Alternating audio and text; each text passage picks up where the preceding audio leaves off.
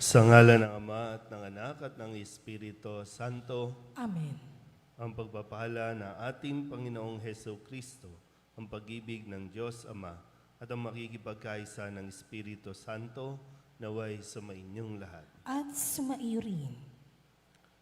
Mga kapatid, tinipon tayo bilang mga kaanib na angkan ng Diyos.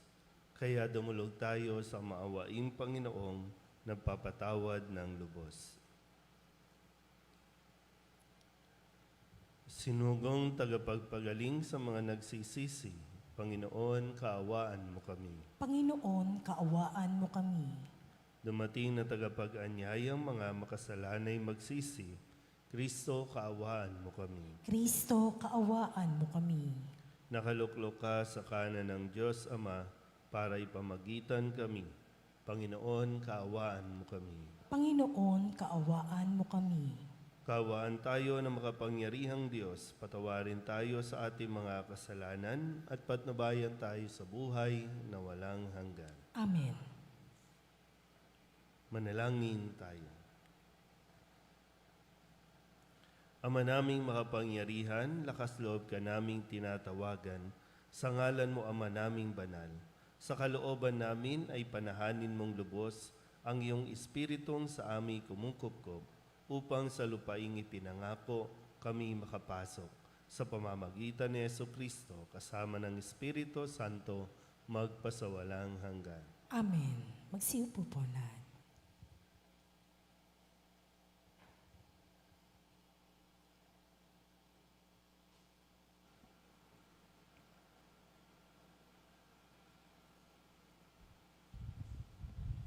Pagbasa mula sa aklat ni Propeta Ezekiel.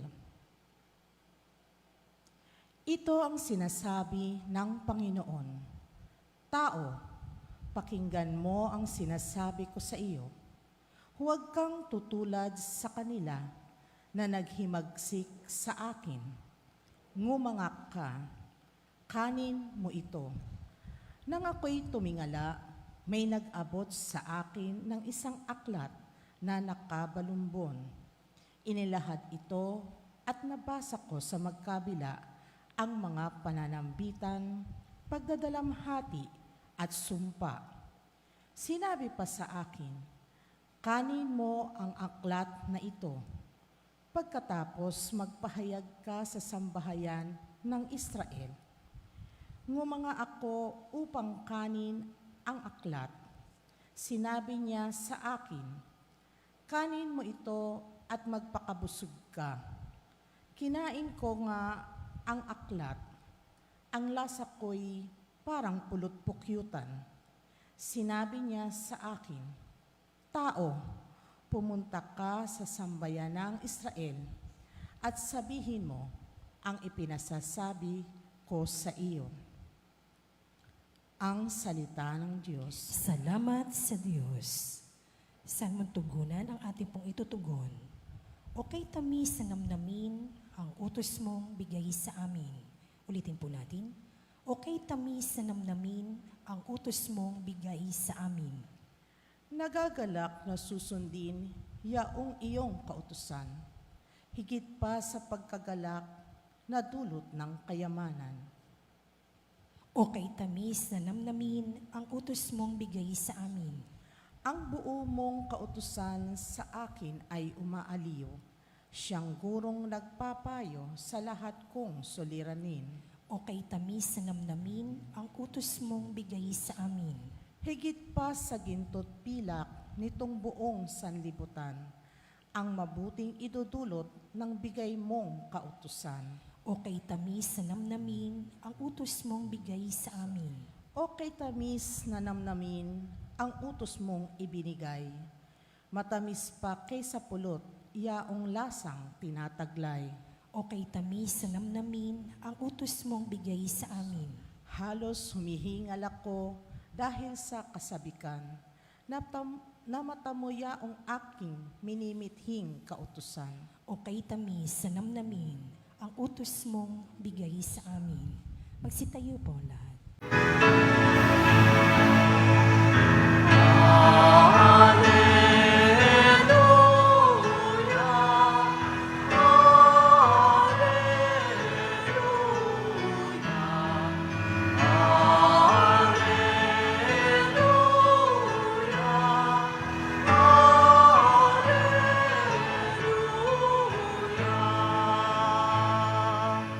Sumainyo ang Panginoon. At sumaiyo rin. Ang mabuting balita ng Panginoon ayon kay San Mateo. Papuri sa iyo, Panginoon.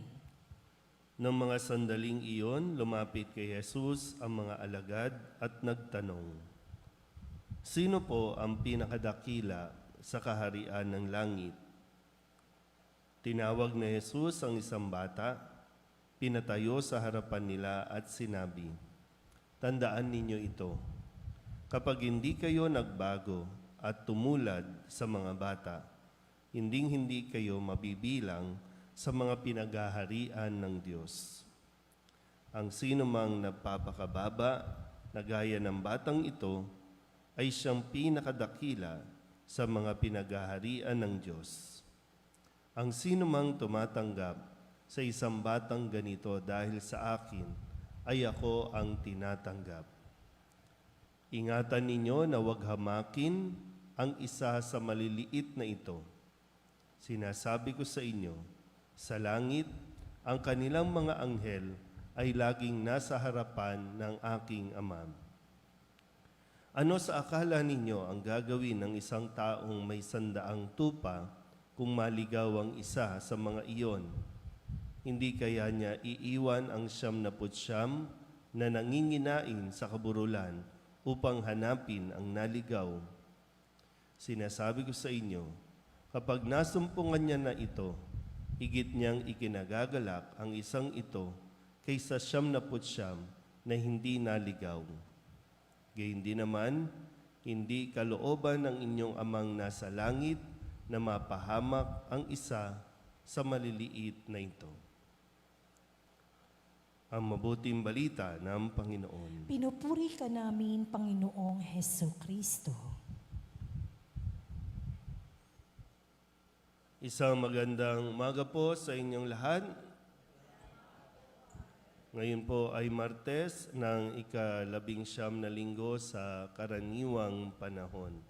Narinig po natin sa ating unang pagbasa mula sa aklat ni Propeta Ezekiel na dito po ay sinasabi sa kanya na kanin mo ang aklat na ito at pagkatapos magpahayag ka sa sambahayan ni Israel. Ang aklat ni Propeta Ezekiel ay naglalaman ng mga pangitain, no? Yung pakikipag-usap ng Panginoon kay Ezekiel, paano niya inihahatid o ibinibigay yung mensahe, ito ay sa pamamagitan ng pangitain. At sa kanya pong nakita, ito nga po yung aklat, no? At ito'y ipinakakain sa kanya.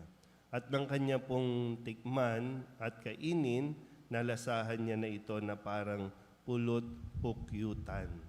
So magandang pagnilayan natin, no? Ano ba ang ating mga yung bang isinasaksak sa ating mga isipan? Ano ba yung mga aral? No? Kasi ang aklat ay naglalaman ng mga aral ng Diyos. So ano ba yung mga pinapakain natin sa ating mga isipan? Dahil kung ano ang laman ng isip, yun ang madalas na lumalabas sa bibig. So, masusuri din natin. Kaya nga, di ba, yung level ng katalinuhan o karunungan ng isang tao ay malalaman mo sa mga lumalabas sa kanyang bibig. Kung mababa ba o may kataasan o kung ano man, nasa pagsasalita ng isang tao. Hindi yung manner, no? Kundi yung nilalaman ng kanyang mga sinasabi. Kaya isang magandang makita natin, sa Ebanghelyo, lumapit sa Jesus ang mga alagad kay Jesus at ang kanila pong concern, sino ba ang pinakadakila sa kaharian ng langit? Pinakadakila. No? Ibig sabihin yung bang sino bang pinakamagaling? Sino bang pinakamahusay? At kapag yun ang laging isinasaksak ng tao, dapat maging magaling. So ano nangyayari? Sino ang nako-compromise natin? Ang mga bata. Na siya rin namang pinapaingatan sa kanyang mga alagad na wag mawawala ni isa man sa kanila.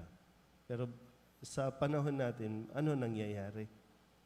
Either gagamitin natin yung mga bata para matupad lang yung pangarap nating maging pinakamagaling, pinaka number one, pinakamayaman, pinakasikat, lahat na. Ilan ba yung dahil sa kagustuhan na maging top sa kanyang karir, ang napabayaan ay mga anak? O kaya naman, no, marami po yung bata pa lang, sa murang edad, isinasaksak na sa kanyang isipan, sa kanyang kukote, kung paano dapat ang kanyang maging pagkilos para pagdating ng araw, siya naman ang magkakaroon ng posisyon. Ay yung, di ba, yung mindset, yung behavior, yung attitude, no, ng mga bata ngayon, sasabihin natin lagi, ibang-iba na. Kasi kung paano natin minomotivate yung mga yan. Namomotivate ba natin sila gamit ang salita ng Diyos o namomotivate natin gamit ang pamamaraan ng mundo? Na kahit na may masagasaan, kahit na may masaktan, kahit na manloko, basta't maging number one ka lang. Yan ngayon, di ba po, no? Sa panahon natin, bata pa lang, uhubugin na natin para maging nasa posisyon. Bata pa lang, yung motivation na dapat makapaglingkod sa bayan, mukhang iba na. Kaya, bata pa lang, andyan na yan sa barangay, either magiging SK chairman, kasi ang pinakapangarap ng magulang, ikaw ang magiging mayor. Ikaw ang magiging senator. Ikaw ang magiging presidente. Birang-bira yung bata pa lang, ikaw ang magiging susunod na pari. Kasi pag doon, maraming pera. So pera. Kaya lahat ng kilos, lahat ng buka ng bibig, patungkol sa pera. Wala yung paano makapaglingkod. Na bata pa lang, dapat inuhubog na kung paano yung magkaroon ng yung pagsasakripisyo ng sa sarili, pagbibigay, at hindi kabig ng kabig, hingi ng hingi. Kaya, nasaan ang mga bata? Naliligaw na landas. Napapariwara. So muli, pag nilayan natin ng mabuti, kasi diyan din natin makikita, no, ano ang mga lumalabas sa ating mga bibig. Amen?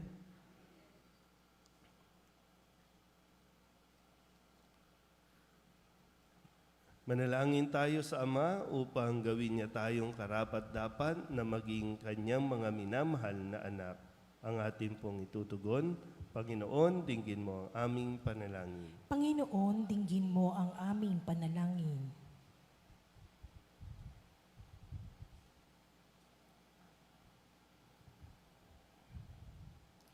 Ang simbahan naway maging epektibong instrumento sa pagpapalalim ng pananampalataya ng mga anak. Manalangin tayo sa Panginoon. Panginoon, dinggin mo ang aming panalangin. Ang mga lider ng gobyerno naway magpakita ng malalim na pagkalinga sa pagkakaroon ng magandang kinabukasan ang mga bata at upang ang mga maliliit na ito ay maging ligtas sa lahat ng uri ng pang-aabuso. Manalangin tayo sa Panginoon. Panginoon, dinggin mo ang aming panalangin. Ang mga magulang naway mapalaki ng mabuti ang kanilang mga anak ayon sa pinahahalagahang moral at mabigyan sila ng tamang paghuhubog at edukasyon.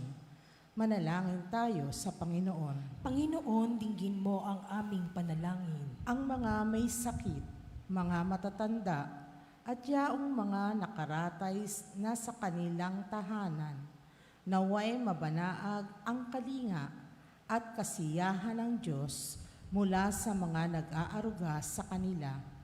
Manalangin tayo sa Panginoon. Panginoon, dinggin mo ang aming panalangin. Ang mga yumao, naway walang bahid ng kasalanan na makabalik sa tahanan ng Ama sa langit. Manalangin tayo sa Panginoon. Panginoon, dinggin mo ang aming panalangin. Upang ang lahat ng mga nagturusa dahil sa kulupitan ng digmaan ay daglian ng makaranas ng kapayapaan at mabuhay ng may kapanatagan at kalayaan. Manalangin tayo sa Panginoon. Panginoon, dinggin mo ang aming panalangin. Idulog din natin sa Panginoon ang ating mga personal na kahilingan at mga panalangin para sa ating mga pamilya. Kasama din ang mga kahilingan ng mga nanonood sa online. Lahat ng mga minsang pasasalamat, espesyal na intensyon, agarang paggaling ng mga may sakit, tang lahat ng mga kaluluwa na hinihiling na ipagdasal sa misang ito.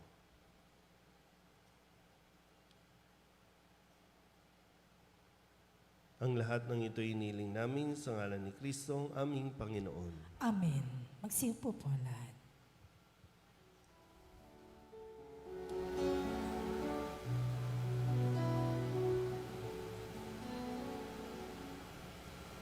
Panginoon,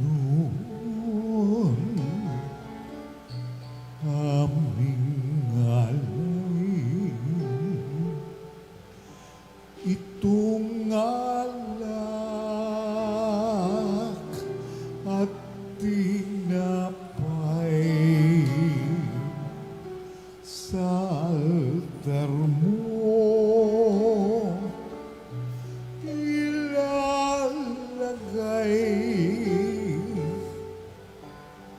Tanggapin sa iyong kamay. Manalangin kayo mga kapatid upang paghahain natin ang kalugdan ng Diyos Amang makapangyarihan. Tanggapin nawa ng Panginoon itong paghahain sa iyong mga kamay, sa kapurihan niya at karangalan, sa ating kapakinabangan at sa buong sambayanan niyang banal. Ama naming lumikha, kalugdan mo ang mga alay ng iyong sambayanan. Ang ipinagmagandang loob mong ibigay sa amin upang maihain ay siya nawang gumanap ng iyong ginagawa upang kami tubusin. Sa pamamagitan ni Jesucristo, kasama ng Espiritu Santo, magpasawalang hanggan. Amen. Sumainyo ang Panginoon. At sumaiyo rin, Itaas sa Diyos ang inyong puso at diwa. itinaas na namin sa Panginoon. Pasalamatan natin ang Panginoong ating Diyos. Marapat na siya ay pasalamatan. Ama naming makapangyarihan, tunay ngang marapat na ikaw ay aming pasalamatan. Sa iyong paglingap at kagandahang loob, ang tao'y nilikha mo at pinangangasiwa sa sansinukob. Sa hangad mong siya'y iwastong lubos, siya'y pinagdusa mo sa kanyang pagtalikod. Sa iyong pag-iliw, iyong ipinahintulot na makabalik siya sa pamamagitan ni Kristo Jesus. Kaya kaysa ng mga anghel nagsisiawin ng papuri sa iyo, nang walang humpay sa kalangitan, kami nagbubunyi sa iyong kadakilaan.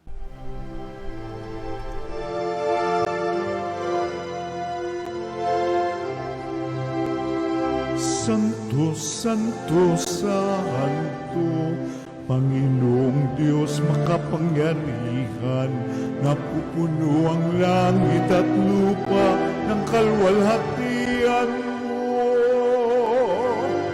Hosana sa kaitaasan, pinagpalang na paririto sa ngalan ng Panginoon. Hosana sa kaitaasan.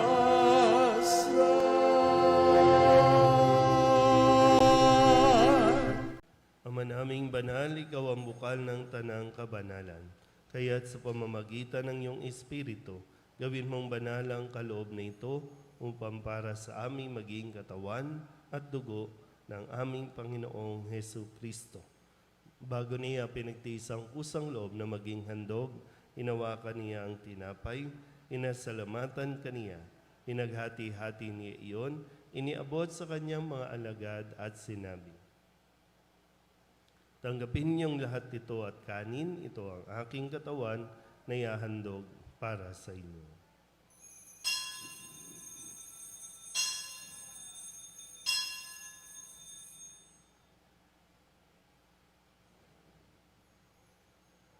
Hindi naman nang matapos ang hapunan, hinawakan niya ang kalis, muli kaniyang pinasalamatan. Iniabot niya ang kalis sa kanyang mga alagad at sinabi, tanggapin ninyong lahat ito at inumin. Ito ang kalis ng aking dugo, ng bago at walang hanggang tipan, ang aking dugo na ibubuhos para sa inyo at para sa lahat sa ikapagpapatawad ng mga kasalanan. Gawin ninyo ito sa pag-alaala sa akin.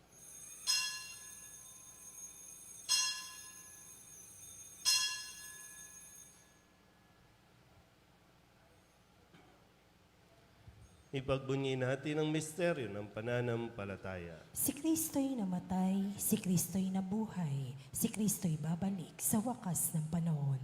Ama, ginagawa namin ngayon ang pag-alaala sa pagkamatay at muling pagkabuhay ng iyong anak. Kaya't iniaalay namin sa iyo ang tinapay na nagbibigay buhay at ang kalis na nagkakaloob ng kaligtasan. Kami napapasalamat dahil kami iyong minarapat na tumayo sa harap mo para maglingkod sa iyo. Isinasamo namin kami magsasalo-salo sa katawan at dugo ni Kristo ay mabuklod sa pagkakaisa sa pamamagitan ng Espiritu Santo. Ama, lingapin mo ang iyong simbahang laganap sa buong daigdig.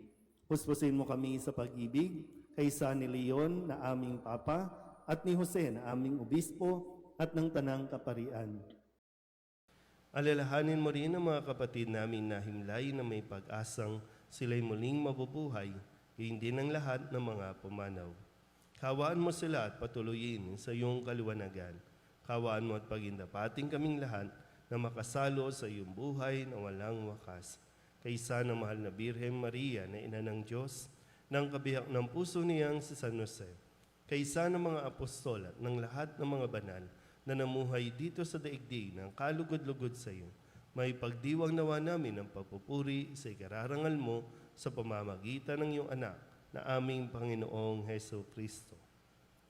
Sa pamamagitan ni Kristo, kasama niya at sa Kanya, ang lahat ng parangal at papuri ay sa iyo, Diyos amang makapangyarihan, kasama ng Espiritu Santo, magpasawalang hanggan. Amen. Amen. Amen.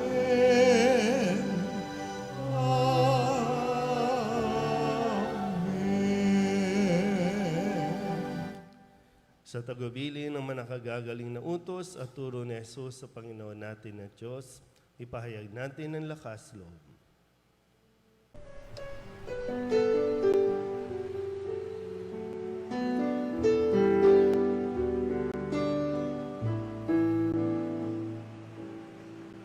Ama namin, sumasalangit ka, sambahin ang ngalan mo, mapasa amin ang kaharian mo, sundin ang loob mo dito sa lupa para nang sa langit. Bigyan mo po kami ngayon ng aming kakanin sa araw-araw at patawarin mo kami sa aming mga sala para ng pagpapatawan namin sa nagkakasala sa amin. At huwag mo kaming ipagdulot sa tukso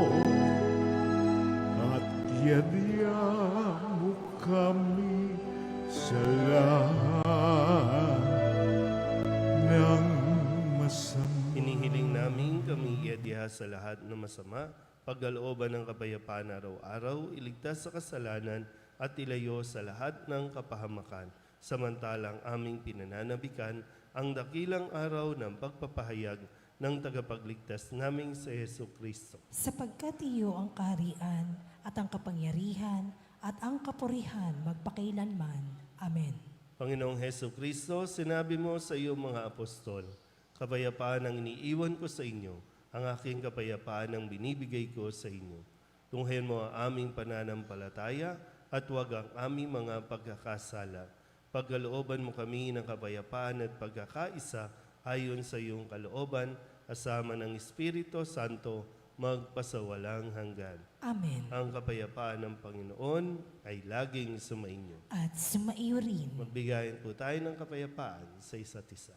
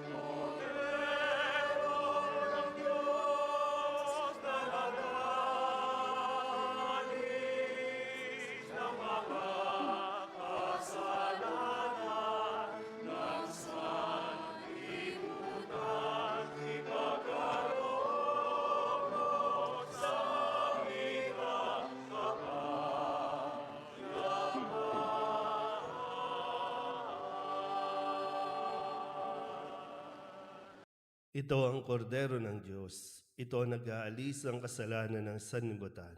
Mapalad ang mga inaanyayahan sa kanyang piging. Panginoon, hindi ako karapat-dapat na magpatuloy sa iyo, ngunit sa isang salita mo lamang ay gagaling na ako.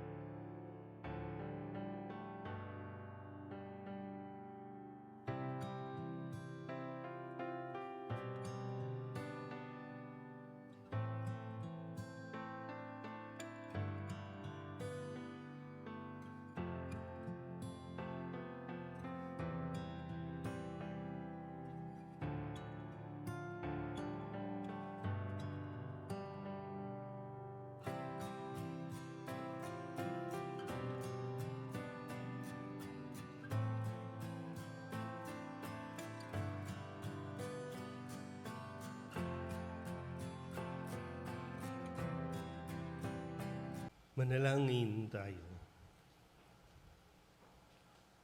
Ama naming mapagmahal, ang pakikinabang namin sa piging na banal ay magdulot nawa sa amin ng kaligtasan at magtanghal sa amin sa luningning ng iyong katapatan sa pamamagitan ni Jesucristo kasama ng Espiritu Santo magpasawalang hanggan. Amen.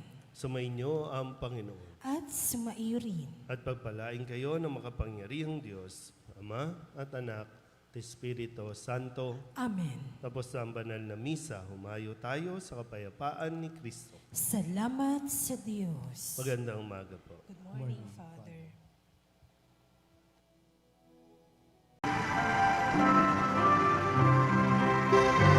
Nuestro Padre Jesus Nazareno, sinasamba ka namin, pinipintungo ka namin, aral mo ang aming buhay at kaligtasan.